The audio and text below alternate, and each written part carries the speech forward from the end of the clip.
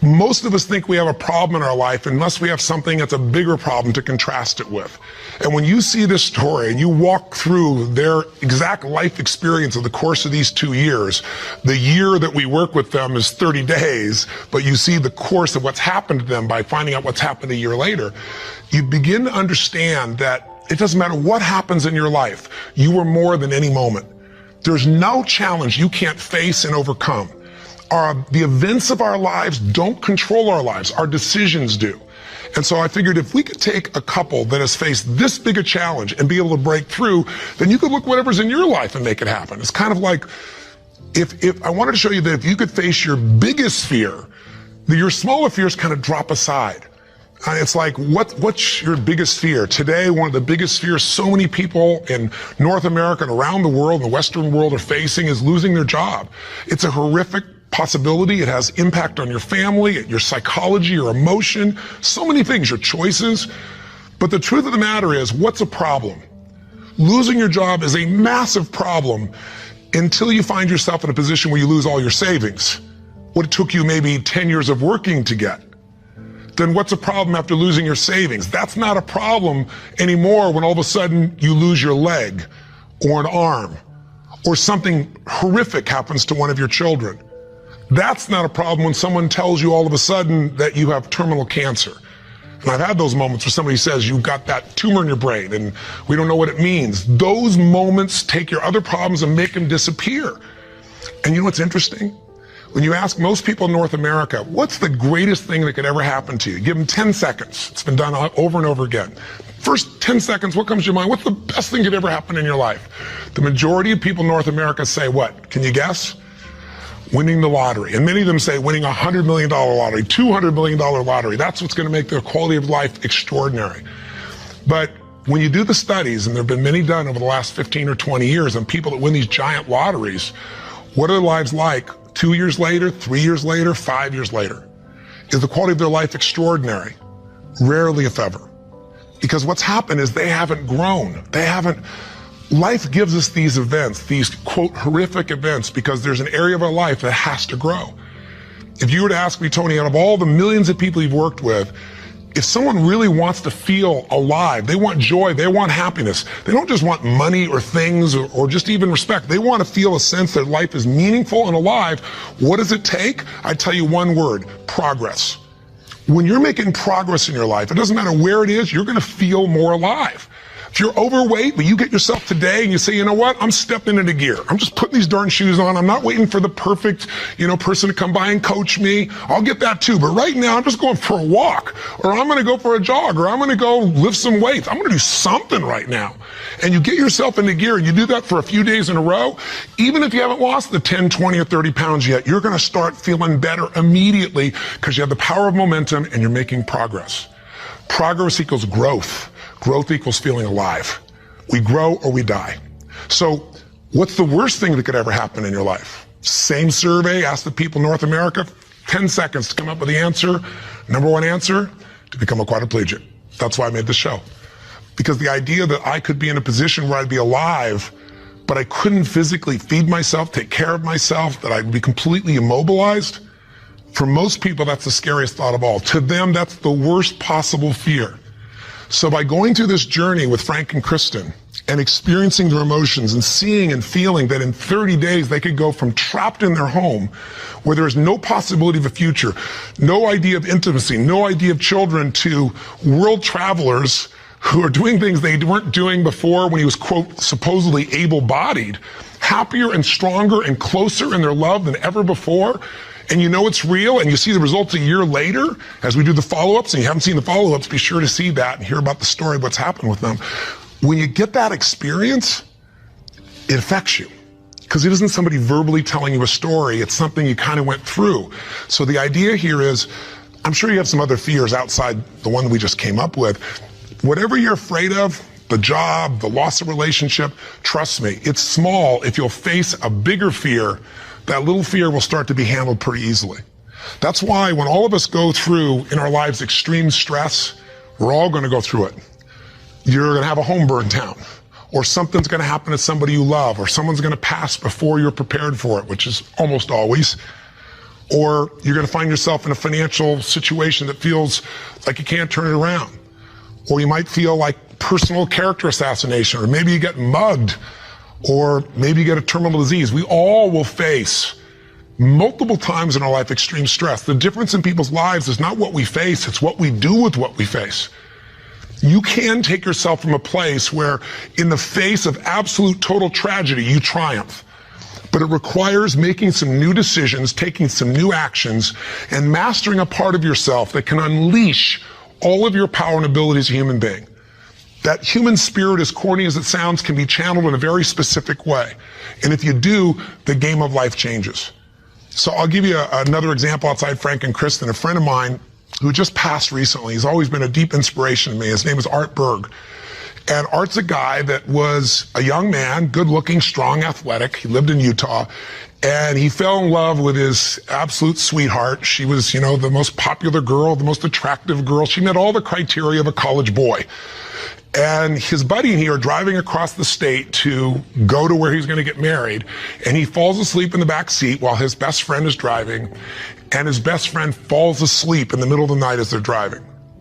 My friend Art Berg woke up rather intensely on the desert floor with the car upside down, his legs trapped beneath it, and unable to feel anything. He became a quadriplegic in an instant. His friend actually was beat up but actually survived. Now, what do you do in a situation like that? Well, the first thing most people do is they want to curse God or they want to curse their friend. It's not their fault. Most of what happens in our lives is not our fault, but what we do with it is going to determine the quality of our lives. Sometimes it is our fault, let's be honest. But lots of times, events happen. Stuff happens, or whatever word you want to replace stuff with. You know what I'm talking about. But what's different about this man is he made a different set of decisions. On that day, he said to himself, you know what? I got two choices. I can live here in the dirt and live and suffer the rest of my life for what I've lost, or I can figure out how to maximize what I have. He developed this mindset.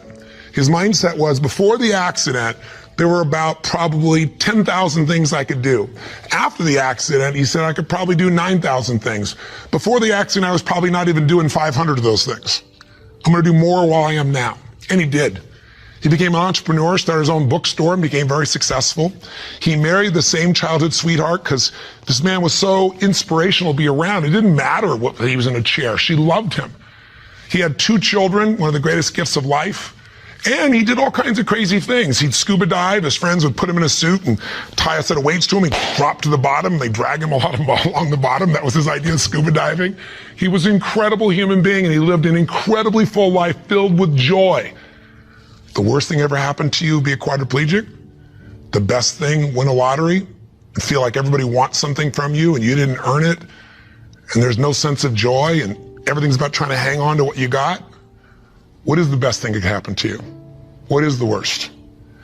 The worst is not to take control of the force that controls your life. And that force is human emotion. I want you to think about this and answer a question for me if you would. What really changed Frank and Kristen's quality of life? What changed them? You can see the change. You can see it even more a year later, that it's continued to happen. What made the change possible? Did you get it? Did you see it? The answer is simple. We changed the emotional pattern that was controlling their life. And you and I have emotional patterns that are controlling us right now. Whether we're aware of it consciously or not doesn't matter. It's the force that is shaping you. It's shaping your relationship. It's shaping your finances. It's shaping your career. It's shaping the amount of joy or unhappiness or suffering or excitement you have right now in this moment. But it's an invisible force most of us never take a look at. You might want to take a look at it right now through the eyes of what we did with Frank and Kristen. Now, what was the emotional pattern that was dominating them at the beginning of the show? You could feel it, couldn't you? And there was this feeling of death, that there was no future. Probably the most common belief system in people in North America and now in Europe. 60% of Americans now believe that the future is going to be worse than the past for themselves and for their kids. 70% of Germans and Europeans, I think it's 80% according to the Pew study recently in France. Around the world, we're starting to believe that circumstances control who we are. Don't get me wrong, circumstances play a huge impact. Events play a huge impact on your life, but they're not the ultimate determining factor. The force of human spirit or emotion is it. With the right emotion, you can unleash things you could never dream of. And I know you know this is true. So take a look, let's analyze. Where do these two live after the accident? Well, where would you live if you were Kristen? I mean, you've lost your future, supposedly. There's no intimacy. There's no chance of children. You've become the full-time nurse to your husband who you love, but now you're changing his catheter every few hours. You're afraid to leave the house because you're afraid, what if he falls over? He may stop breathing. I mean, there's no life. So she goes from the emotions of feeling depressed for the life she's lost to feeling angry. I call it a crazy eight. We get tired of feeling sad and then we'll get angry for a while and then we beat ourselves up for being angry at ourselves or God or our partner and then we get all depressed again. It's a common pattern. You don't have to have something like their event happen in your life to get stuck in a crazy eight. But interestingly enough, she's living in that place and now what's Frank doing? Frank wants to help his wife, but he's got a limitation we got to break through. He's got a belief. All breakthroughs start with a change in your beliefs. Because once you believe how something is, that means you're certain that's how it is. If you're certain it can't change, you're right, it can't. I can't convince you, no one else can convince you. And Frank's thinking, I'm helpless and I've harmed my wife. And he's living with the emotions of guilt and sadness and depression.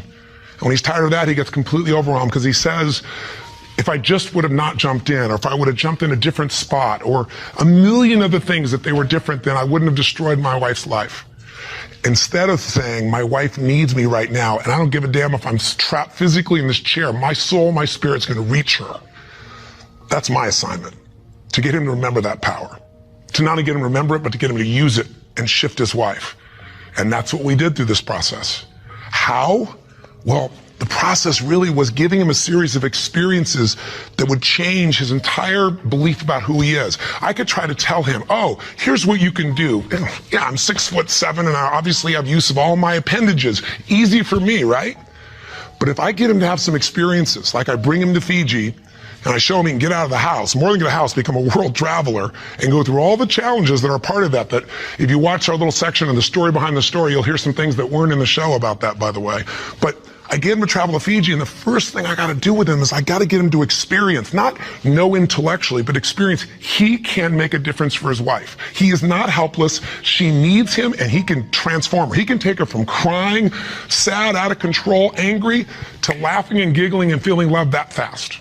It's a beautiful moment in the show if you watched. And all it is something called presence. Something if you're not clear about, do some homework, follow up with us or someone else, figure out how to create that because that's what changes relationships. Presence. It works. And Frank starts to understand, not verbally, but by his own experience, hey, I don't have to live in that sadness or that feeling of being unworthy or that feeling of being overwhelmed. I can matter. I can matter to her. I don't have to be the person she just takes care of. It was a huge shift in the experience. And I'm giving you Frank's example because it relates to yours. Maybe you have different emotions, but don't we all get to points where we feel like we don't matter or we can't change something? We're stuck, and it's our belief. Great way to break that belief. Get yourself another experience. That's what I do with people in seminars. That's what I do in any coaching process. Change it. What do we do after that? We take him through the experience of facing his fears, and we get him to do the skydive together with his lady. And he feels total freedom for the first time since the accident. You get freedom when you face your fear. Not just face it, but you push through it. I get him to face separation from his lady for 10 days. Get him to be in a room with Olympic athletes who couldn't move across the room. He couldn't move across the room, but now they're incredible, and he feels like he's not enough, and he has to push through that. Show him how to get back his dream, drive his truck, get in that thing and drive 100 miles an hour, even though all you got is your elbows to drive the darn thing, and I'm on the other seat. Pretty cool thing. So it was a stacking of these experiences that got Frank to own himself in a new way, to build a new identity, a new set of emotional patterns. So here are the steps, and this is what you want to do. What did I do with him? I did 4 things. That's all I really did at its core. Number 1, for both of them, for Frank and Kristen to transform, I identified where do they live emotionally. That's what you got to do. Where do they live emotionally? Well, we just described where they live. Depression, anger on one side, feeling guilty, feeling overwhelmed, feeling sad on the other. There's no way they can change their life with that as the emotional fuel to get you to take action. You're not going to take action. There's not enough intensity to get you to get through the obstacles or the tragedies or the challenges. Once you see what the pattern is and you tell yourself the truth, this is where I'm living, step 2 I did with them, is I identified what's the antidote.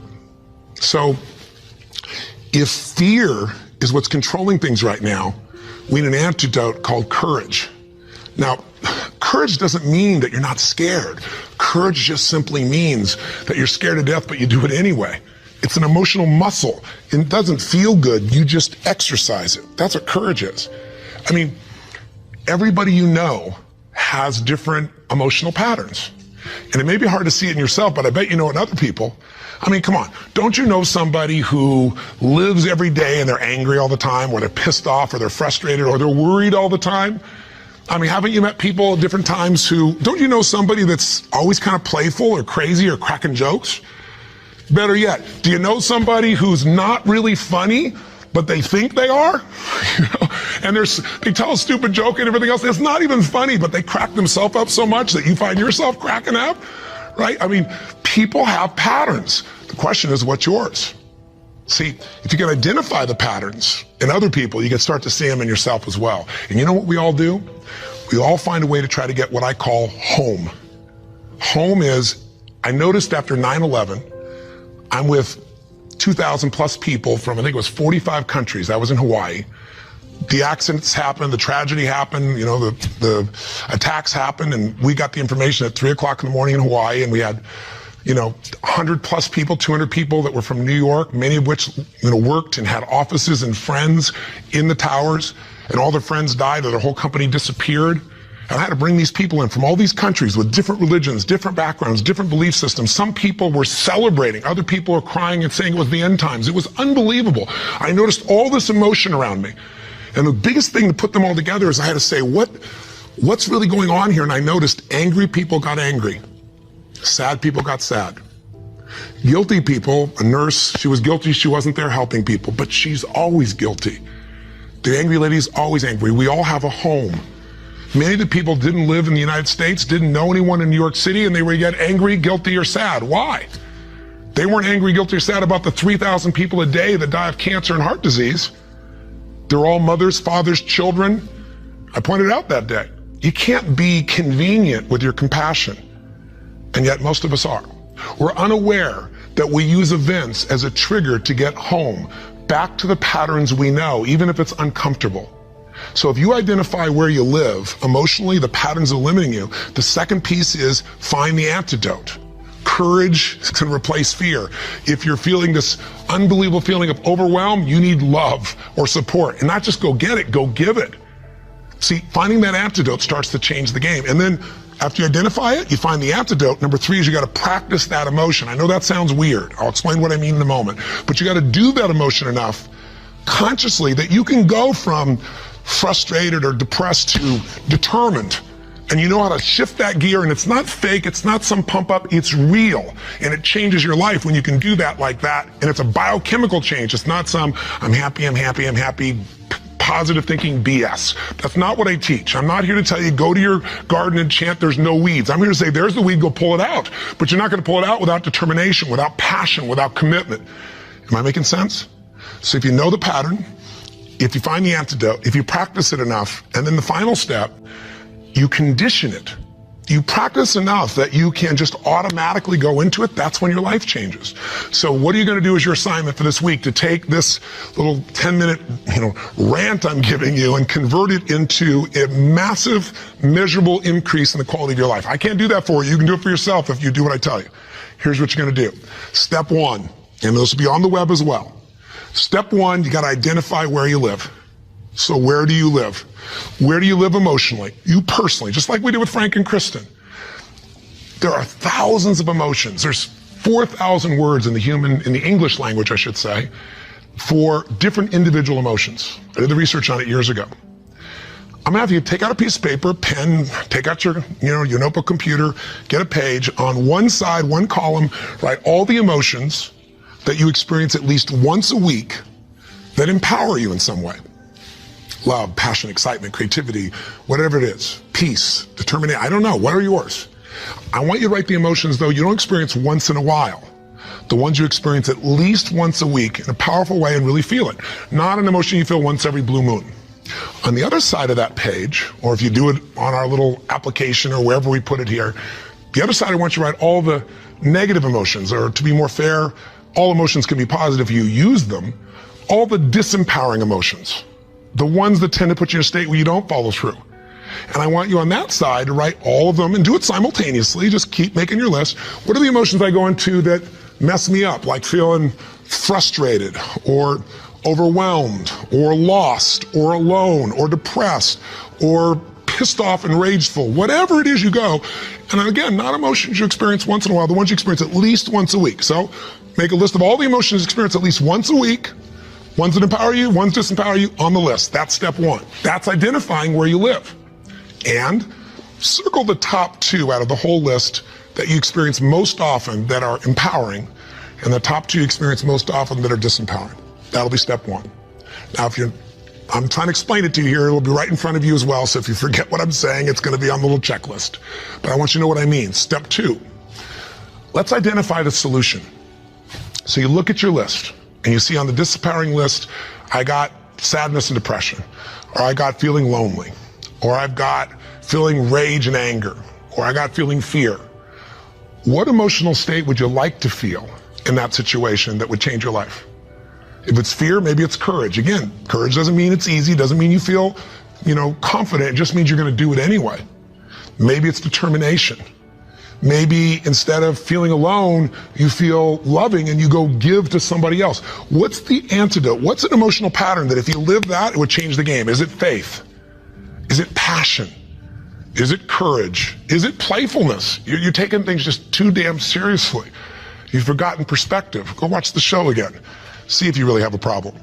See if your problems are as challenging as the people you just saw who transformed their tragedy into something tremendous, something beautiful, something magnificent, something meaningful, something that can even help other people that are watching. That's the beauty. So that's the second step. What's the antidote? Come up with your antidote emotion. Step 3 is you gotta practice that emotion. Now I know that sounds silly, stupid, kind of weird. But if you came to a seminar with me, you'd see, 3,000, 10,000 people, and we do this, and we condition that a new emotion till you can shift gears. Have you ever heard about the fire walk? It's not about the fire walk. I do skydiving, all kinds of crazy stuff. It's a metaphor for how do I go from afraid, fire's metaphor for whatever you don't follow through on your life, whatever holds you back, to snapping and going to a state of mind where I just move through. It's not this big mind over matter thing, it's mind over emotion. It's shifting. And when you learn how to go from scared to determined in action, what can't you do in your life? So we show you how to do that. But for right now, I'll give you just a quick example. Understand that emotion is really created by motion, by the way you use your body. So quick example, real quick. Imagine a time when you know someone who's depressed or you were depressed. If you ever felt that way, I'm sure you have at some time. And think about what you do with your body. When somebody's depressed, do they get all excited, talk faster, gesture? No. Everything kind of slows down, doesn't it? What happens to your shoulders? They drop. Where's your head when you're depressed? Drops. Where's your breathing? Full or shallow? It becomes shallow. You talk loud and fast or slow and quiet? Slow and quiet, more hesitant. Now, emotion is created by motion. You can try and think yourself and I'm happy. But if you go, I'm happy, and your body's like this, nothing's gonna change. We can change our biochemistry by eating, by taking a drug, by smoking a cigarette, because then you take a different breath, you eat food you like, you fill up your tummy and you start to breathe nice. Your whole mental, emotional state changes, doesn't it? So what I'm saying is you don't need the cigarette, you don't actually need the food. You can just physically learn to say, this is what I do when I'm depressed, this is what I do when I'm most determined. There's this gesture I made. I remember one time when I was a kid, or one time I got pissed off and what did I do? I made a gesture, I stood taller, I looked the person in the eye, I spoke with more authority. Now, my idea of passion and determination may be a little over the top for you, and I get it. I'm a crazy mofo and I'm a passionate human being, but you can do your version. What do you do when you're really feeling something like determined? What do you do when you are passionate? With your face, with your voice, with your body. Just practice and make a contrast. Here's what I do when I'm sad. Here's what I do when I feel loved. Here's what I do when I'm worried. Here's what I do when I'm determined. That's what I mean by practice. And I'd love to have you in an event, but I'm trying to give this to you so you can do it right now, and you can. And maybe this would be helpful to do with friends so they can give you feedback and say, here's what you do. I see you do this when you're really strong. I see you do that when you're kind of weak. That's the third step. Practice. Now, what's the assignment? Figure out your emotions. Where do you live? Positive, negative. What are the big primary antidotes? What emotions do you need? practice the emotions you need so you can go into them a few times. Sounds a little weird, but if you do it, you'll see it's actually quite fun. Feels powerful. Maybe do it with a friend. That's the easy way to do it. And condition it. And that means take the next 3 days, do this 3 times. Figure out the difference and shift from not sure, worried to determined. From overwhelmed, I don't know what to do, to focused. And you just deliberately, physically make the change from one to the other. 3 times for 3 days. If you're bold, do it for 7. But if you do this 3 or 4 times a day for 3 to 7 days, you'll start to get a pattern in your body. And the pattern in your body, a new pattern, means a new life. Our life's a reflection of our emotional patterns. If you live in sadness and depression, you could have $1 billion and your life is called sad and depressed. If you're living feeling grateful, feeling alive, feeling passionate, your life is filled with gratitude and passion. Doesn't matter what's happening anywhere else. And you can face any challenge from those emotions and you can overcome. Does this make sense? This is how you can take what you watched in that show and convert it into some actions that'll change you. Very simple approach. Or come see me or get some coaching. I've got all kinds of resources, but this is something you can do right now. You don't need anybody else to make happen. You just need a little ability to take action. Make sense? And if you haven't seen the show, for God's sakes, go on Hulu and watch the show, or all this will just sound like a bunch of words. If you've had the experience, you know what I'm talking about, and you've witnessed it, it'll be real in you right now, and you'll get a sense of what you can do to move forward. And if you can't find it on Hulu, once again, send us a little email, and we'll make sure we find a way for you to be able to observe or experience the show directly. And last thing I'll say to you is, the best way to keep something in your body is share it with somebody else. The whole philosophy of my life has been, if your life's going to be meaningful, you can't just be about me, you got to be about we.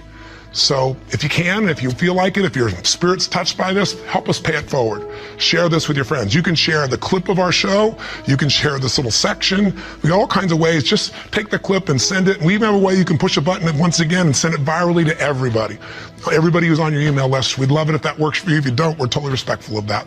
But in the end, I can promise you one thing.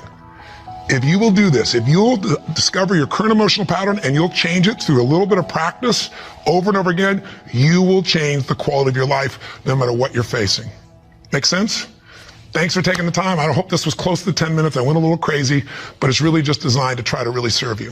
So till I see you again, hopefully next week, live strong and live with passion. God bless.